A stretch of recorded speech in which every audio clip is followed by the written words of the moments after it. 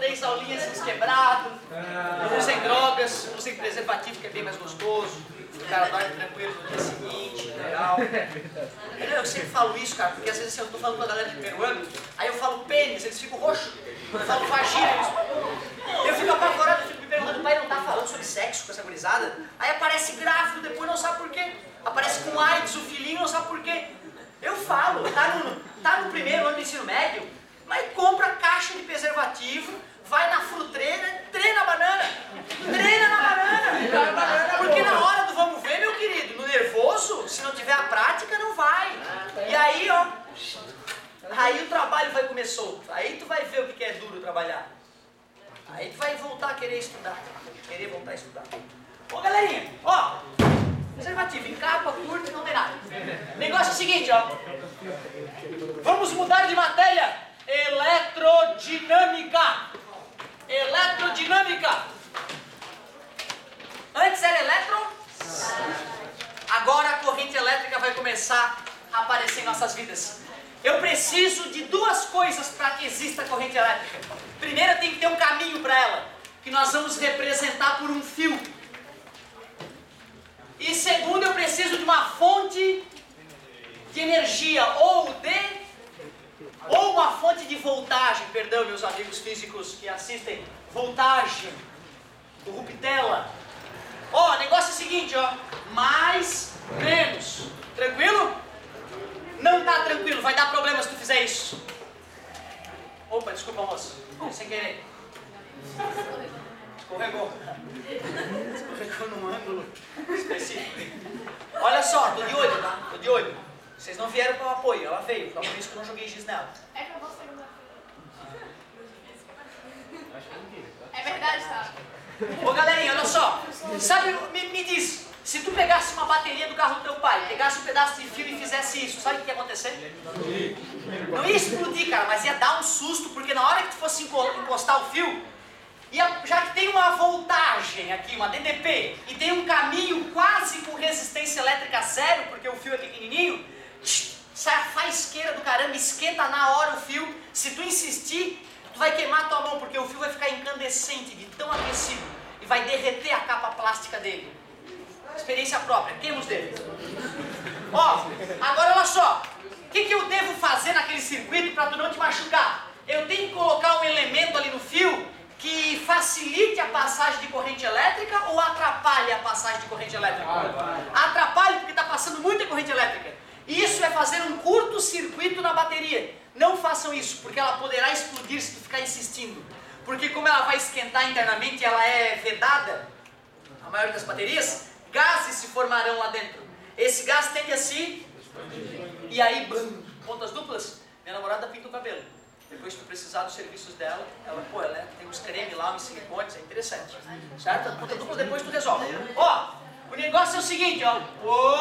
Essa é a estrutura que vai representar algo que resiste à passagem de corrente elétrica. O nome deste cara é resistor. Mas parabéns, nós falaremos em resistência. O leigo ele começa a chamar de resistência o objeto resistor. Este objeto resistor tem uma característica chamada resistência elétrica. É a mesma do chuveiro. É a do chuveiro. Ó, outra é a lâmpada. Sabe aquela lâmpada antiga, aquela clássica? Ó, desenha muito, dá uma olhada. Aquilo ali é um resistor. Ao resistir à passagem de corrente elétrica, os átomos ali se atritam com os elétrons que passam em alta velocidade e aquece. Aquece tanto que brilha. Aquele filamento que é feito de tungstênio, dado na tabela periódica, ele chega a 900 graus Celsius, meus queridos. Quente pra caramba. Professor, eu vou botar a mão ali, vai evaporar a minha mão. Não. O vidro chega a 120 graus. O vidro já queima, já dá bolinha, certo? Mas o filamento ali é 900 graus. O curioso é que se não houvesse aqui um gás nobre, o argônio da tabela periódica, o filamento queimaria na hora, porque ele entraria em oxidação com o oxigênio presente no ar. Então, para defender o tungstênio da oxidação, já que ele está em alta temperatura, a gente preenche o vidrinho com argônio, que é um gás nobre, que tem a propriedade química de não reagir por ter a regra do octeto completa lá, né? A última família completa, camada de valência. O argônio, cara, muito legal. Os gases nobres, eles não têm reação nenhuma. Porque como ele não vai reagir com o teu pulmão, se tiver argônio misturado lá, concentração grande de argônio, não vai dar nada. O problema é que tem que ter a quantidade de oxigênio necessária para tu respirar, né? Mas se tu contaminar um lugar com argônio ou hélio, se tiver oxigênio para tu respirar junto, não dá nada. O problema é que se tu, por exemplo, hélio, tu entrou num lugar que só tem hélio. Como ele não é tóxico, tu não vai sentir. Tu vai, tranquilo. E daqui a pouco tu, pum, apagou, morreu e nem sabe. Acorda morto, como diz o outro. Certo? Beleza? Professor, eu estava vendo um GIF na internet e ele faz um caminho, tipo um labirinto de grafite, e ele faz 2 concentrações de grafite, junta mais assim. Aí numa ele coloca uma bateria e no outro ele coloca uma luz de LED e a luz liga. Sim. Dá pra fazer isso? Claro, não. Isso quando eu estava no fundamental, eu lembro, era o 8º ano. O professor levou a gente para o laboratório de química. Eu conto sempre isso, que foi uma coisa marcante na minha vida. E aí eu estava com lápis. A tomada estava ali, o professor se enrolando para começar a aula. Eu olhei para o lápis, olhei para a tomada. Pensei comigo, madeira é isolante. Segurei no lápis e botei na tomada. Não aconteceu nada, madeira é isolante, estava certo. Botei no outro para ver, né, se não era um, era o neutro. Botei nos 3, tinha o terra também. Aí daqui a pouco eu... Grafite, será que é condutor? Eu botei a mão na bundinha do lápis. E pá! Não, aí eu olhei pro lado para ver se alguém tinha visto. Fiquei quietinho. Tá, me acalmei, mas tomei um carcaço. Ou seja, naquele dia eu percebi que grafite é condutor. Digo mais, quem é o inventor da lâmpada mesmo? Thomas Edison, né? Grambel, o telefone, né? O Thomas Edison, quando ele foi tentar fazer lâmpada, ele percebia, putz, bota um filamento ali, esquenta tanto que brilha. Ou vou fazer brilhar mais ainda e dá para iluminar o mundo, imagina, vamos vencer as trevas à noite. Então, que antes era só, né, massa de vela, imagina, ler com um lampião em casa, uma coisa, né, complicada.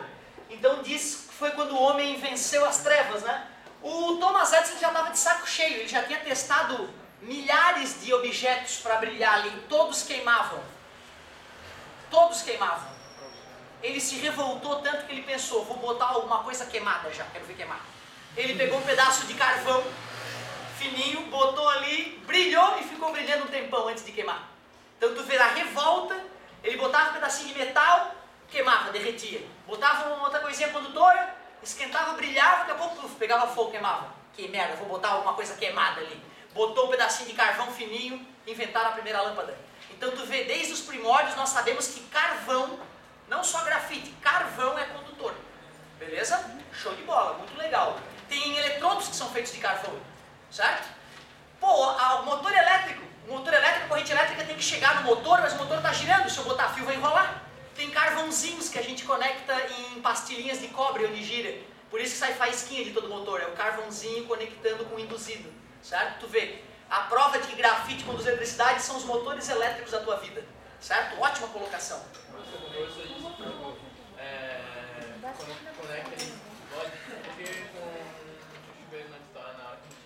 Justamente, isso aqui é a tomada, tá? Isso aqui é o fio que leva energia até o teu chuveiro, e isso aqui é o chuveiro. Os átomos eles apresentam uma característica que eles não querem que o elétron saia quicando de átomo para átomo livremente. Eles têm amor por seus elétrons, eletronegatividade, lembra da química?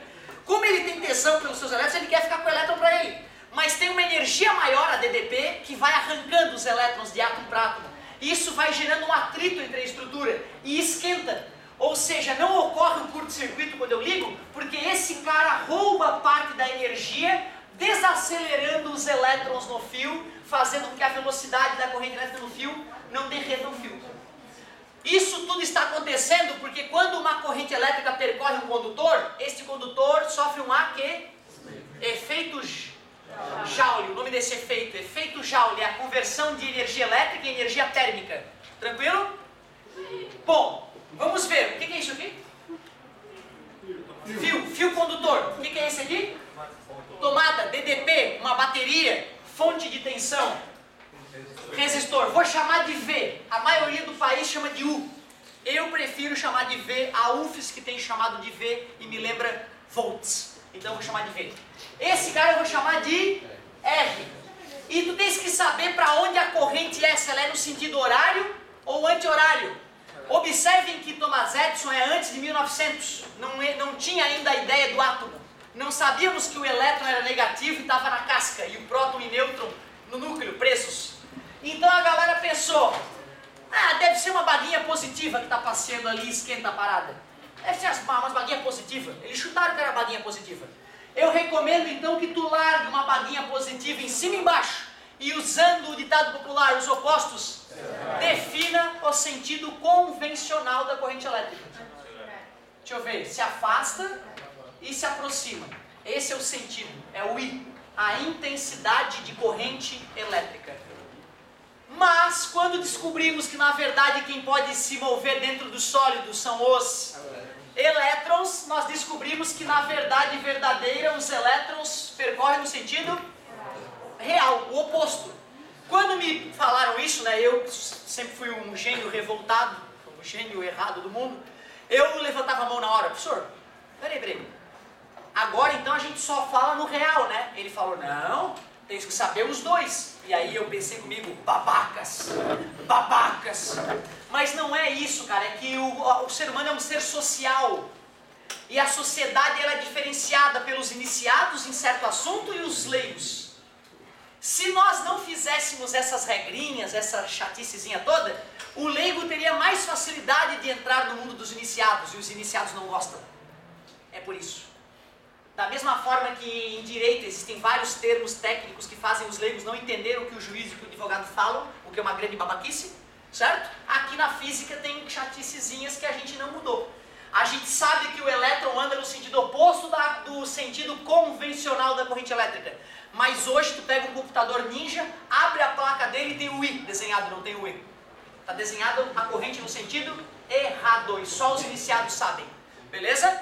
No vestibular eles vão te perguntar qual é o sentido real e qual é o sentido convencional. Tens que saber os dois. Mas o convencional é só de mentira, né? Mesmo assim, o convencional...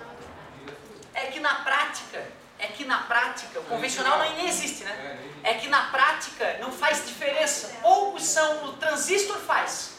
Tu saber para onde os elétrons vão no transistor faz diferença, lá no curso superior. Aqui não faz diferença, por isso não estressa. Só mais uma questãozinha de vestibular. Só mais uma questãozinha. Como é que tu determina o sentido convencional? Larga a baguinha positiva, os opostos, e o sentido real. É o oposto, ou larga a baguinha negativa e lembra que os opostos se atraem. Outra, eu dou a dica de largar a baguinha em cima e embaixo ao mesmo tempo, para tu não te confundir, que deu para fazer a prova real já. Se as duas forem para sentidos opostos, tu errou alguma coisa, certo? Sentido...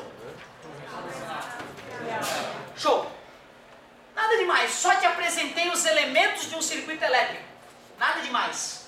Um dos sujeitos que se debruçou em cima disso foi Ohm, o sobrenome dele, O-H-M.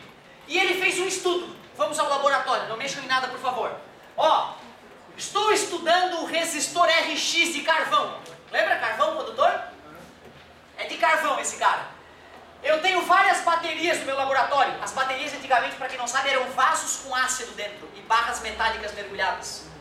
Bota lá no Google, foto bateria antiga, parece um vaso. São dois vasos e uns fios malucos saindo assim, parece uma loucura. Mas era isso. Tenho várias dessas baterias. E eu tenho...